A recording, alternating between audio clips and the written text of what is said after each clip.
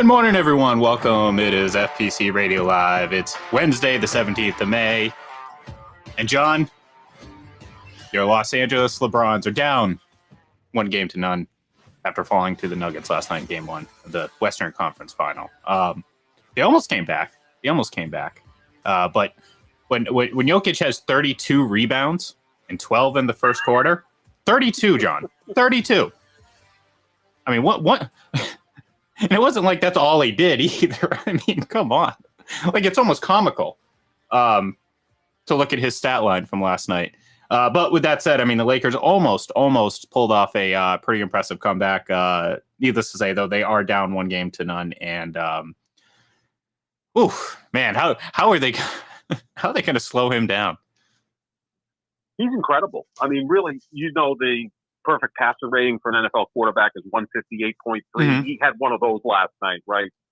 34 points, 21 rebounds, 14 assists. Like, any one of those stat lines individually in a game is outstanding. He did it all at once. He's a quarterback who threw for 350, ran for 100. Oh, by the way, the running back fumbled and he made the tackle, to save a touchdown. That's how good Nikola Jokic was last night. And so efficient he is. 12 of 17 from the floor, 3 of 3 from 3. I mean, the guy is just like some sort of prehistoric basketball player that we look at and go, there's no way this guy can be this good. Look, Anthony Davis had 40 points and 10 rebounds. LeBron had 26, 12, and 9. Austin Reeves had 23. If you told me before the game those three guys were going to put up those numbers, I'd say the Lakers are going to be up 1-0. Jokic was just otherworldly last night. Yeah, and look, I know it's – and a lot of people are doing it, right off the bat, going back to the MVP race. And, obviously Joel Embiid won the MVP, but and he deserved it. And I think people are kind of going back and saying, well, maybe he shouldn't have because, well, look at Jokic. Look at what he's being able to do and what he's doing continuously in the playoffs. This isn't, the 76ers haven't even got to the conference finals, let alone the NBA finals. And at least Denver's been there with them. It was phenomenal to watch. And what was it? 12 rebounds in the first quarter. I think he had 4 rebounds on one possession. Well, that's the other thing too. A big reason the Lakers lost last night is Denver shot 55% from the floor, which is extraordinary. They also had 15 offensive rebounds. Yeah. Like, it almost felt like Denver scored on every possession. In terms of the MVP, you can make a case that Embiid wanted the MVP so much that it may have cost his team in the postseason. He kind of wore down as the season went on. He got injured in that series against Brooklyn. Jokic took the last couple of weeks of the regular season off, probably cost him the MVP, but now you have a fresher player who's been by far the best player in this postseason. Yeah, and look, I mean, he's won back-to-back MVPs. He's been to the conference final. Obviously, just getting there isn't going to be satisfying, and perhaps even just winning a NBA MVP isn't necessarily going to be satisfying for him. Which look, I don't blame him. After a while, you just want to win. I mean, someone posted, I can't remember what network or whatever, but someone posted just which career would you rather have in the NFL? And they list Calvin Johnson and Julian Edelman. And obviously Calvin Johnson, Hall of Famer, but whose career would you rather have? I'd say Julian Edelman because Calvin Johnson. Well, okay. All right. Fair enough. I mean, maybe you're different, John. I'm very shallow, Ian. You know that by now. I'm very shallow. Winning doesn't mean anything to me. Yeah, well, you sound like a lot of people on Twitter. So, where winning is the least important thing in sports, apparently, which I still can't figure that one out. But look, you kind of derailed me on this one because I'm thinking you're going to agree with me 100%. But look, I'm looking at it from the sense that, like, when it's all said and done, yeah, obviously there's a great honor in being a Hall of Famer. That is something that you will be for the rest of your life. It keeps you a part of the game because it doesn't just end when you get nominated and elected to the Hall of Fame. Obviously, there's a lot of things that come with being a Hall of Famer. But I can tell you this: I'm pretty sure Julian Edelman's feeling pretty good sitting at home with his three massive rings. And look, I understand that. Look, I don't think Julian Edelman is a Hall of Famer. I think he's a Patriots Hall of Famer. But That's the point. Do you want, and I don't want to get too far off topic here, but if you're Jokic, do you want more MVPs or do you want to be a champion? Oh, at this point, be a Yeah. champion, yeah, because he has those 2 MVPs, right? And again, it's kind of a similar path to what Giannis did. Giannis won back-to-back MVPs, got bounced in the playoffs prematurely, and then the next year won the championship. That's why when the season started, I picked Denver to win the whole thing, and I'm backing away from it now for some reason because, of course, they're playing the Lakers and LeBron. But yeah, it's a similar pathway. Like you get those MVPs out of the way, and now you're ready to win. And again, he has the players around him, and he makes them better that they have a real opportunity to win. I think this is still going to be a long series because, the Lakers play great defense. They didn't necessarily do that last night, but it should be still a long series. But that's a great point, Ian. Again, you got to remember my favorite athlete of all time, Barry Bonds, never won anything other than 7 league MVPs. But baseball's a little bit different, right? Sure. Completely different than the quarterback position. I feel like players' legacies are far less dependent on championships in baseball.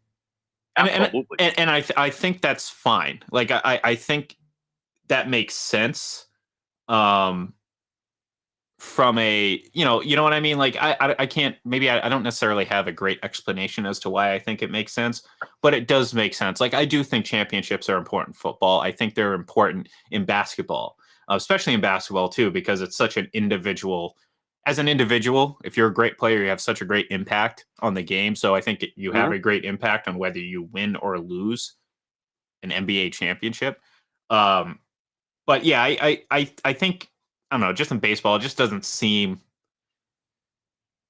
as important because the thing with baseball is, and this is what people try to do, especially with football, and it's just impossible to do.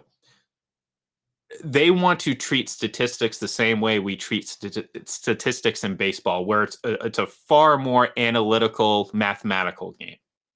There's far more, I guess, legitimacy in the numbers. And I'm not saying that numbers mean nothing in football. I think I don't think any of us have fully grasped the importance or significance of any number, to be honest with you. Because, like, I mean, to be honest, if there's a lot of people out there that love EPA.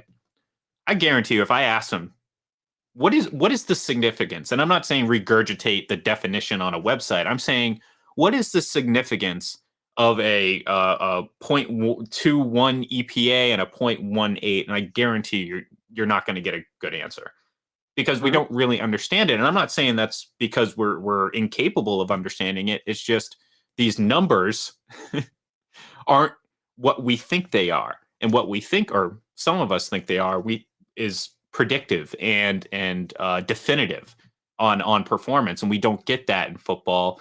We get that in baseball, and I think that's probably why there's more of a emphasis on individual numbers, and plus baseball is just kind of all screwed up altogether when it comes to how they remember the history of their game. But in basketball at this point, yeah, Jokic has the 2 MVPs. I mean, how many more MVPs is it going to take? Like, at this point, it doesn't really matter. You know what I mean? If he wins 3 or 4 MVPs, he's still going to be spoken of. If he never wins a championship, it's kind of like what, Karl Malone? Right. Yeah, 2 MVPs with no championships. Exactly like Karl Malone, right? And you look at players like Kobe and Shaq, who incredibly only won 1 MVP each. Yeah. But they're considered all-time greats and are all-time greats because Kobe has 5 championships and Shaq has 4. And the whole baseball thing is so interesting. It's the most individual of all sports, but it's the most team reliant of all sports. Yeah. Like, Barry Bonds could have hit 4 home runs in one game in the World Series, and the Giants still could have lost because their pitcher was bad that day. Yeah, they could have come out of the inning down. That inning, exactly. Yeah, look at the great players in baseball. I can just run a list of them, and if you add up all the World Series, it doesn't even approach Derek Jeter, who has 5. We're talking about like Willie Mays, Henry Aaron, Barry Bonds, Ken Griffey Jr., Ted Williams, Ty Cobb. All those great players combined have won exactly 2 World Series. Then we can, add on Mike Trout with 1 playoff appearance. All of those guys are better than Derek Jeter's baseball players. I don't think that's even a debate, but Jeter's a winner. He won 5 World Series. So that's what, added to his legacy. Football is obviously completely different, especially at the quarterback position. The one sport that's kind of weird to gauge is hockey. Now, you're the goalie. Like, obviously, that kind of factors into the legacy of goalies, and that's why Brodeur and Patrick Roy are considered, along with Dominic Hasek, the three best goalies of probably the last 30 years. Yeah, I'd somewhere say so. around there. Easily. Those things they all won. But even the great players. I mean, Brodeur only has 2 Stanley Cup championships. Gretzky, as great as he was, has 4. Lemieux has 2. I mean, like John Beliveau, I think, has more than anyone. Mm-hmm. Great player, all-time top 10 player, but no one thinks he's as great as those other 3 players that we mentioned. So, yeah, it is quite interesting. And, man, Jokic, it's almost comical watching him play. It almost feels like a dad playing with, like, his 13-year-old son and their friends. Like, he's not being kind about it. Like, this is a dad who's, like, still trying to win, Yeah, exactly. The great Santini. I mean, I know it's an old reference, but apropos. No, I'm right there with you. It is a joy to watch, and look, I mean, the Lakers, for everything that just happened, I mean, they came pretty darn close to, I'm not going to say pulling off an upset, but maybe they don't start if they don't start as slow as they did. I know LeBron scored the first basket of the game, but I think Denver hit the next 4 or 5 shots or something like that, and it really they were just kind of playing from behind right from the get-go. And, they made it a game late. Was it within 3 or whatever in the last minute and 15 seconds? So it's certainly not over. And I can't imagine he's going to average 32 rebounds a game. If that happens, Sean, well... put up like Will Chamberlain, Bill Russell that's what I'm thinking. Seriously. I'm like, wait a minute, is this the 1960s all over again? What's going on here?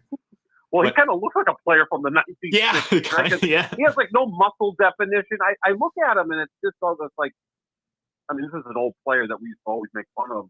Billy Paulson played for the San Antonio Spurs. If you just Google him and it just say this guy played in the NBA for a dozen years, just kind of look at him and go, it doesn't seem like his body would last that long. This guy's he's phenomenal. I don't want to go this far with the compliment, but he almost plays basketball the way Brady played quarterback. Like he's just in complete control of the situation. Yeah. He's moving at his own pace. He's just picking out what's available. It's the game. The game is slow for him. The game is slow for him. Exactly. And, it's pretty amazing to watch. And I'm actually. That was a very, very appropriate time to bring up the Spurs too, because that's a great way to transition here off game 1 of last night. We'll talk a little bit about Celtics and Heat here, who get tipped off tonight. But talk about efficiency, though, John. Has there ever been a team that's been more efficient at the number 1 overall pick? David Robinson, Tim Duncan. And now, John, I'm throwing it to you to pronounce the name completely because I'm not going to put that out there with my voice. Victor Wembanyama. There you go. I knew you could do it. I could do it. I knew I could do it, but I wanted to make sure you can do it. Last name is Sappachetti. I'm pretty good at last name. Yours is a lot easier. I'm good. I'm like George. I'm good at spelling last names. I'm not quite good at pronouncing them. Dalrymple. Not even close. Anyways, last night obviously they won the draft lottery, and for obviously I was railing last week about things that are planned in sports, like everyone's showing, oh, this is scripted. Like the one thing that I do believe could be scripted is these draft lotteries in the NBA and the NHL in particular, because there is so much room for foul play, so to speak, with how these things are done and produced and displayed to people. Which, look, I mean, whatever. It's not. I don't really care, to be honest with you. But when it comes to those conspiracy theorists out there, man, you're having a field day right now, knowing that the Spurs, who over the last couple of years have been down in the dumps, and Greg Popovich is still around, and all of a sudden you're going to get a career rejuvenation, so to speak, with what could be a generational player. And if you're a Spurs fan, you got to be pretty happy right now. The whole thing with Big Vic, and that's what we'll call him from now on. Big Vic, I like that. Force people to say that. Yeah, Big Vic, who is listed anywhere from 7'3" to 7'5", and I guess when you're that tall, what's 2 inches? It's not like Bryce Young. Is he 5'10"? Is he 5'11"? Maybe 5'10" and a half. Right. Yeah. Not with doing half inches, obviously with quarterback. But, you look at his game and he's being compared to the all-time greats already. And he hasn't even played. I mean, the way the scouting report on him is he's a bigger, more athletic version of Kevin Durant. Now, that seems really scary. Last night on ESPN, Woj was saying that he may be the greatest prospect in the history of all of sports, not just basketball. That's a lot to say, right? Because I think most people agree he's the best prospect since LeBron. And probably before LeBron, the best prospect, of course, was the then Lou Alcindor in the late 60s. So, those are the three guys that were pretty much can't miss. I mean, Duncan and Ewing and a lot of these guys were considered can't miss, but not quite at this level where they're already saying this guy in 3 years will be the best player in the league and looks like he's going to be an all-time great. I think Wayne Gretzky comes to mind when I think of prospect who in his third year in the NHL scored 92 goals and, was at 11 years old, was playing with kids in high school. So I think that might be the one to look at. But, the skill set is off the chart. But again, we still leave a lot of these big guys not last because, again, those body types are extreme.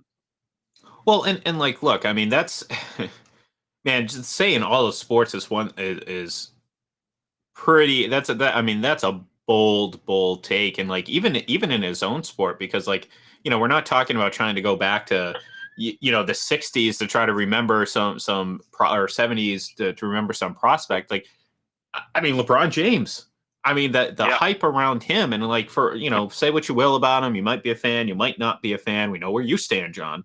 But the reality of it is, I mean, this is a guy who was covered since he was his hair was first receding back when he was 16 years old. I mean, this is a kid who's been in the spotlight his entire late teen, early adult, mid, and now late adult life, relative to sport of basketball. Obviously, he's not 40, so he's not necessarily late in life, but you know what I mean? It's just, so yeah, that's a bold statement to make. And then you get into the prospect of talking about all of sports. And yeah, I think Wayne Gretzky is a great comp.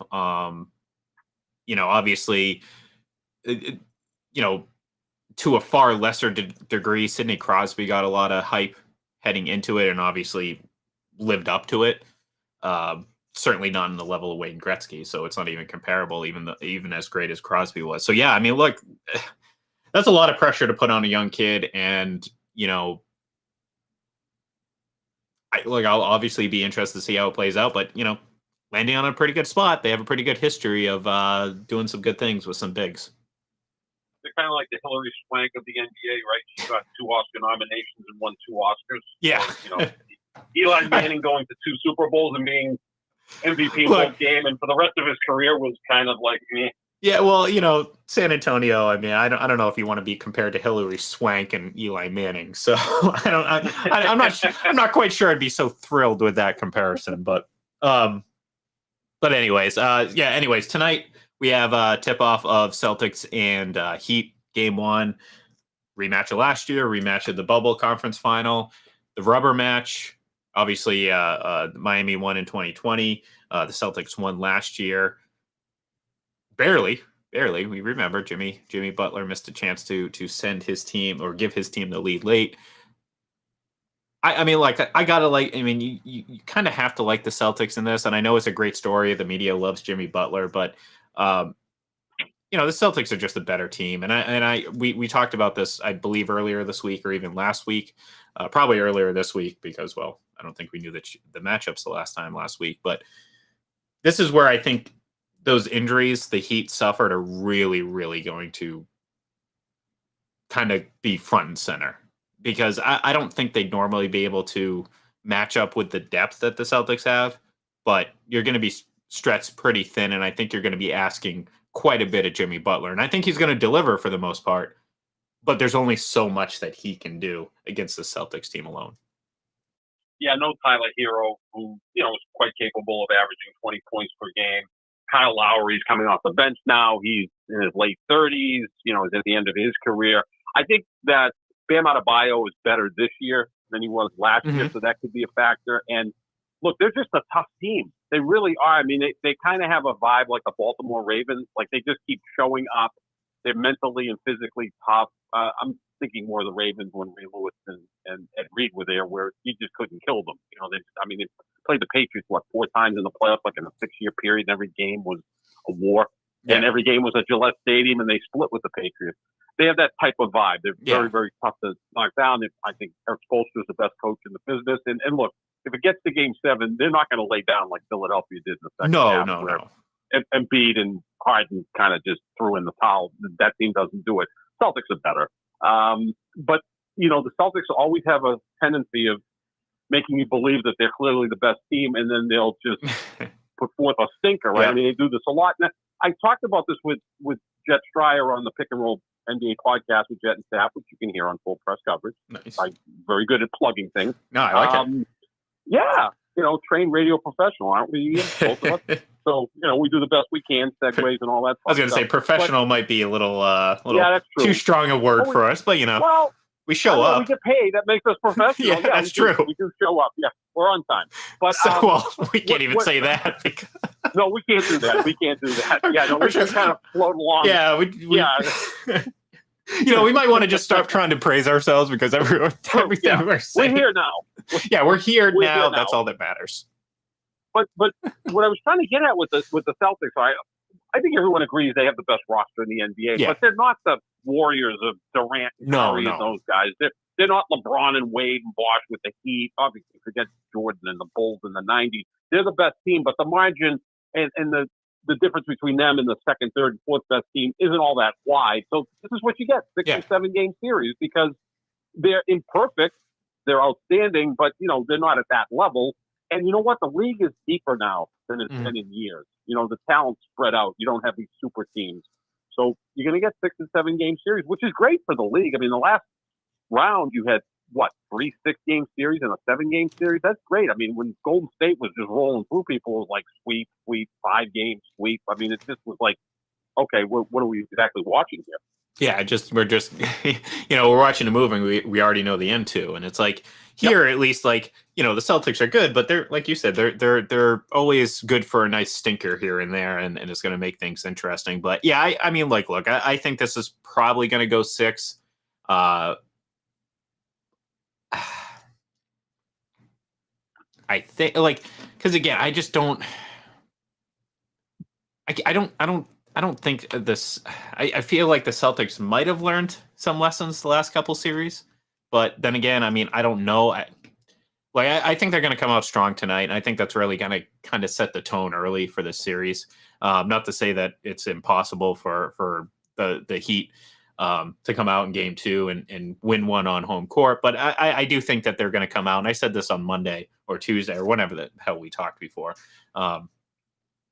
They've learned from losing, I think, and I think they have a deeper roster. I mean, when you have Brogdon, off the bench, 6th man of the year, I think that makes a huge difference. We talk about the difference from the Heat this year and last year. Well, I think that's a huge difference. That's something the Celtics didn't have necessarily last year.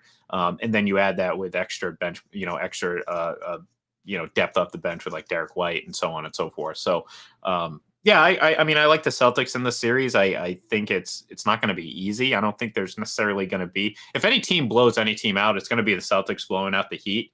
But I don't know if that's going to happen in any game. Maybe game 1, it might happen. Yeah, and one of those series where the Celtics win 4 games to 2 and they outscore the Heat by like 80 points in the series. But the Heat win a couple of close ones. The Celtics win some blowouts because they're just better at that point. And, you look at the depth of the Celtics, and I don't think you want to go into a series expecting this, but the Celtics won a game against Philadelphia, game 2, when Jason Tatum scored 7 points, their best player. Then they also won in game 6 when he scored 3 points in the first 3 quarters, then of course went off in the fourth quarter and scored 16 points. But, it's a lot easier if Tatum is locked in and giving you his customary 30 points, but you can still win even if he has an off night because Brown can step up, Brogdon can step up, Smart, Horford, whoever. They've got the best roster in the NBA. There's no question in my mind that they do, and it's very versatile. And now that you got Rob Williams starting, that's going to help their defense because Butler presents a lot of problems because he goes to the basket so well. I mean, he's kind of an old school scorer. I think he hit 1 3-pointer against the Knicks in 6 games. It's just not what he does. But if you've got the double bigs in there, maybe you can kind of sway him from going to the hoop as strong because they got 2 shot blockers in there instead of 1. But I like the Celtics in 6. I always seem to pick 6 games, like, which is kind of I don't know. It's like it's safe. Safe. It's safe because like you can't. It either goes 5 or 7, so you're close. You're 1 off either way. It's kind of you're hedging your bets a little bit, so to speak. No, yeah, I mean, but look, I mean, you got to figure like the Celtics team isn't as of a sure thing at home, so you got to figure there's going to be at least an expected loss there, maybe in one of those early 3 games. Obviously, you don't want it in the 4th game at home because that means, well, you lost game 7. You don't want that. And then you got to figure that maybe they're going to lose one in Miami. So there's 2 losses right there. So that's 6 games. So, I mean, it's a reasonable, very reasonable prediction because, again, this is 2 very good teams despite where Miami ended up in the standings. So, yeah, an experienced team, obviously. I mean, Lowry, Kevin Love both have championships, and Love's been a nice addition, giving you that veteran presence. They'll make those adjustments from game to game because they're so well coached. But I just think in the end, the Celtics are too good and, will just be better than Miami because they quite frankly are. But it's not going to be easy. I think we all kind of agree with that. And it all gets tipped off tonight. So that's going to do it for us here today. We will be back tomorrow. We're going to talk some hockey. Some more basketball for sure, and whatever else happens to come across our warped, messed up minds, the 2 of us. So thank you everyone for tuning in. Give us a follow on Twitter. It's at FPC Radio Live. I am at IGLEN31. And of course, follow John. It's at JohnSapp25. So thank you everyone, and we'll talk to you tomorrow.